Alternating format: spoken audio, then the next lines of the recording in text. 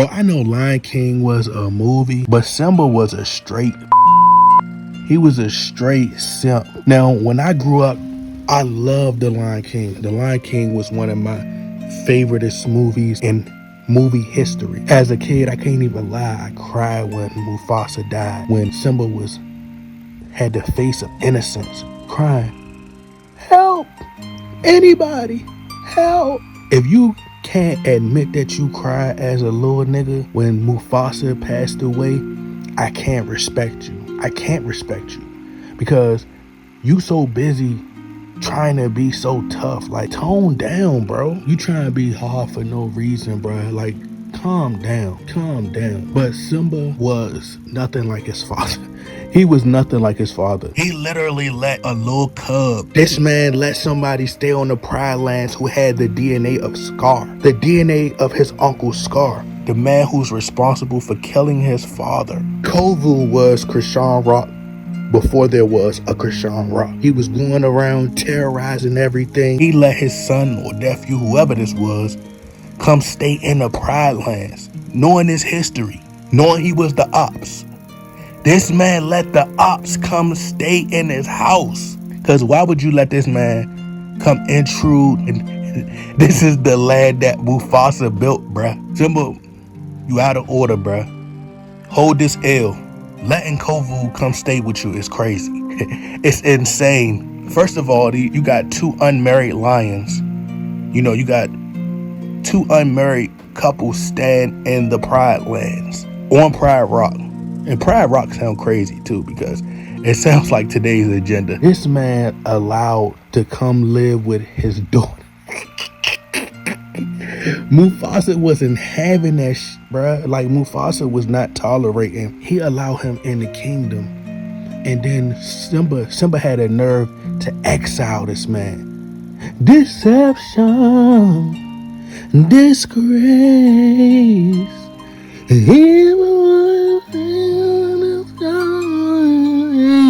He exiled this man just to let him back on the Pride Lands. Mufasa was just a different type of beast, bro. He didn't have to pretend to roar and had to pretend to be tough or nothing like that. Mufasa was really about that life. He Mufasa was so gangster, bro. He intimidated Scar. Scar was so evil, he had to sneak and kill Mufasa, bro. He set him up. Scar set up Mufasa.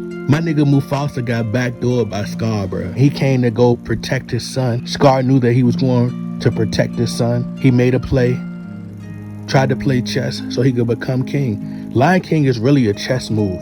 Like, a lot of people don't know the deeper meaning behind, like, playing chess. So, you know, he utilized Simba as a pawn to be able to take Simba's place as king. I mean, I know it's like a little bit simple, but it's really chess if you think about it. To be honest, Lion King was like the kids' version of Power. Y'all know Power with Ghost and Tommy and Tasha and all them.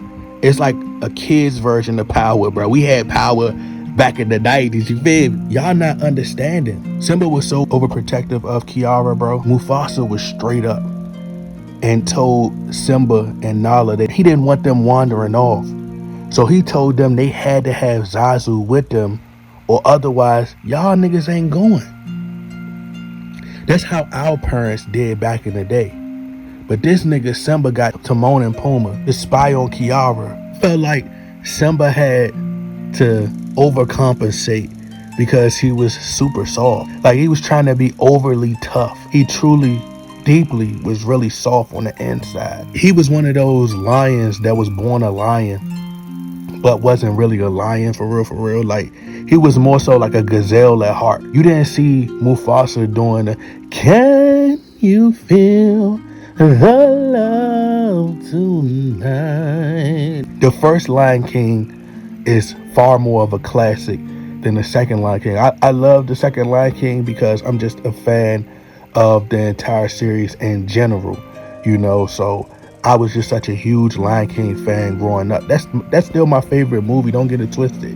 You know, me at this whole grown age, I still love the Lion King. I can't watch a movie nowadays though. Like, I don't got the patience and the attention span to sit and watch a 4-hour long movie.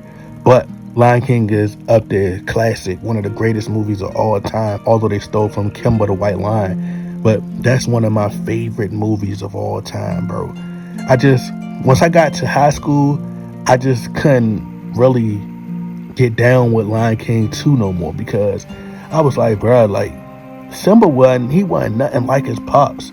He even called to the heavens for his dad. You ain't never see Mufasa call for his pops. Like, Mufasa was like a real man. If we compared it to today's society, I know a lot of women love to, I wouldn't necessarily say shame men, but a lot of women get on men because they feel like men aren't men today. And Simba is the perfect example of the type of men that women describe today. Like, sassy, a little zesty, a little zesty a little bit. And Mufasa was just like that manly man that your dad, like, he was out there in the trenches getting his hands dirty. Like, I'm pretty sure Simba nails wasn't even dirty. Mufasa seemed like the type of person that knows how to change an alternator, or he knows how to change oil. He knows how to change a tire. Or he could come over and mount your TV on the wall. And I can't do none of those things. But it ain't about me. It's about that nigga Simba. Nala didn't even respect Simba like that, for real. And called me freaky, super type freaky, bro. But I kind of got turned on when Nala licked the out of Simba. That kind of turned me on, bro. I ain't even gonna hold you. But I had to remember, I said, these are lions, bro. Yeah, like I said, man, like, The Lion King is one of the greatest movies of all times. Beautifully written. He let Scar convince him and manipulate him into thinking that he killed his own pops. That's how soft Simba was. He was like, he admits it. Murderer. No, I'm not a murderer. Nigga, yes you is, nigga. Like, if I say you were a murderer, nigga, you a murderer, bro. You know you ain't kill your dad, bro. You know it wasn't your fault, but he made Simba think it was his fault because he was doing something he wasn't supposed to do. He really tried to get Simba to go away. That's what he did. He got Simba to go away so he could take over as king. And he took over. When they came back, it was straight Chicago. When Simba came back, it was Chirac. When he came back, it was just dirty. It was just dusty everywhere, bro. Like, it was just the trenches out there. They took over the Pride Lands. Even when you think of Mufasa, he had like a manly of all man voices. His voice was just super deep. Scar dropping. Sarabi and I didn't see you at the presentation of Simba. That was today. You see how fruity Scar was? That was today. That hairball is my son, and one day will be king. He made his own brother look soft, bruh. And even Sarabi didn't say nothing. We didn't even hear a peeping word from Sarabi. He kept Sarabi in her place, bro. Sarabi kind of sounded like some kind of sriracha or something that should be at a hibachi restaurant, like some sauce that should be at a hibachi restaurant, like Quick Way or Sakura or something like that. You got the Sarabi? Sarabi! I was like, bro, like, this nigga Scar is just a straight... He was so evil, bro. Like, I did not like that nigga, bro. But now that I'm older, bro, it's a lot of scars out here. Like, I be low-key, like, just tired of these scar-ass niggas, man. But Nala was a cold freak, for real. She was low-key a freak. I'm gonna be honest with y'all. I'm gonna be completely honest with y'all. What really pissed me off is when they remade The Lion King in today's time. Like, I'm like, bro, like, y'all little kids my niece didn't even want to watch this. Like, she didn't even watch it. So, it kind of pissed me off because I'm like, bro, y'all literally tried to recreate Lion King and make it in 3D, or try to make these animation characters, try to make it more realistic, make it, comparable to like real lions. I'm like, bro, y'all should have kept it at its true essence, man. Like, ain't nobody gonna ever be able to sing that I can't wait to be king, like, Jason Weaver. Ain't nobody gonna be able to put them vocals out there like that, right? And be able to sing it with passion. Like, this new generation ain't got passion. And then they had Beyonce play Nala. I know a lot of y'all women, y'all females love Beyonce, but her acting skills, even as an animal, is trash. And that's just me being totally honest. If you don't like it, then you know what? If you don't like it, bro, I'm so sorry. I am so sorry that I don't care, because I just don't care, bruh. Beyonce was horrible. Like, you cannot recreate something that special. We gotta learn to leave classics alone, bro. Leave it alone. Beyonce was trying to sing. Like, that's not made for people that can actually sing. You gotta be able to be like a regular person, a regular singer. Don't you know the regular people from the hood? Them regular people from the hood can really sing because they've been through pain for real. You get what I'm saying? It come from a deep place. You know, it's certain white people that that struggle too. You feel what I'm saying? Not all white people. It's white people that's like, you got your average white people, and then you got your bougie white people. You feel what I'm saying? So the people who was singing and was acting in these movies, these are people who was getting a regular paycheck. You had people back in the 90s, bro, who was just actors. They was actors and actresses, but they still had regular jobs smoking Newport 100s. You feel what I'm saying? I know y'all like to praise Beyonce. Y'all celebrate her for being born in Houston, but she wasn't born in the trenches part of Houston. She was born in like the middle class of Houston. Her mom owned a beauty salon, and she came from money, so it wasn't like she was, in the hood. So Beyonce could sing, but she didn't have that passion. She ain't had that hurt. That's what all her earlier records were, with Latavia and women that actually came from the trenches.